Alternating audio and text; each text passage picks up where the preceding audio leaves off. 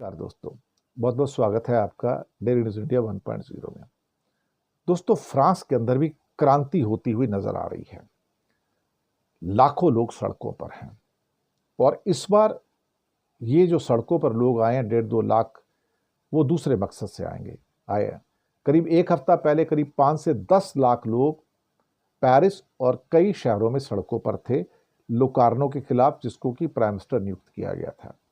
लेकिन इस बार तो भीड़ और बढ़नी शुरू हो जाएगी और चेतावनी दे दी गई है कि अगर आप नहीं माने तो पूरा का पूरा फ्रांस सड़कों पे आ जाएगा। मैक्रो इस टाइम जेंजी का सामना कर रहे हैं और वहां भी ये आक्रोश उभर कर आ रहा है। हुआ क्या है कि मैक्रो सरकार ने फैसला किया है कि जो सोशल सिक्योरिटी स्कीम्स हैं या समाज के अंग, जरूरी अंग जो है, ट्रांसपोर्टेशन है, कम्युनिकेशन है, हेल्थ है, एजुकेशन है और रेलवेज हैं, इन सब के अंदर जो फंडिंग की कटौती करने का फैसला किया गया है। अब इसमें फंडिंग में कटौती करने का मतलब है कि उसका खामियाजा तो आम जनता भुगतेगी। उनका कम्युनिकेशन महंगा होगा, उनका ट्रांसपोर्टेशन महंगा होगा, उनकी हेल्थ महंगी होगी, उनका एजुकेशन जो बच्चों की है वो महंगी होगी।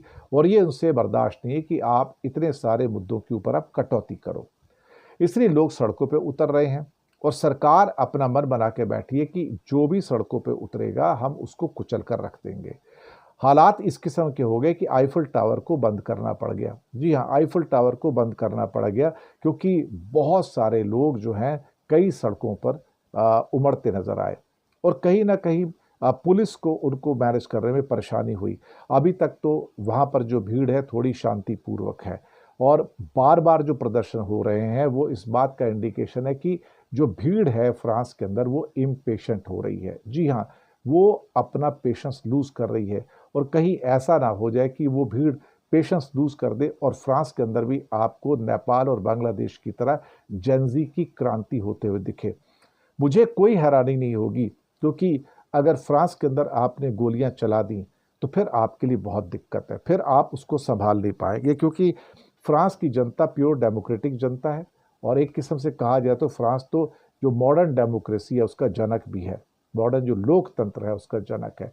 और वो अपने लोकतंत्र के ऊपर किसी भी किस्म के प्रहार को, किसी भी किस्म के उनके जो हक और हुकूक हैं, जो राइट्स हैं, उसको छीना जाना वो उनको मंजूर नहीं होगा। और वो अपने राइट्स के लिए सड़कों पर उतर रहे हैं और जो नए प्रधानमंत्री लोकार्नो को जो मैकेन्रो ने नियुक्त किया था उसके विरोध में तो 5 से 10 लाख लोग सड़कों पर आए कि इसको हटाओ वरना हम तुम्हें छोड़ेंगे नहीं। तो मैक्रो की खुद की कुर्सी भी खतरे में आ रही है। उन्हें मालूम है कि अगले इलेक्शन होंगे तो मेरा क्या हाल होने जा रहा है। मुझे लगता है कि फ्रांस एक बड़ी क्रांति की ओर भी बढ़ रहा है, फ्रांस एक बड़े बदलाव की ओर भी बढ़ रहा है और जेंजी की फ्यूरी से वो बच नहीं पाएगा, ऐसा मेरा अनुमान है। शुक्रिया आपका।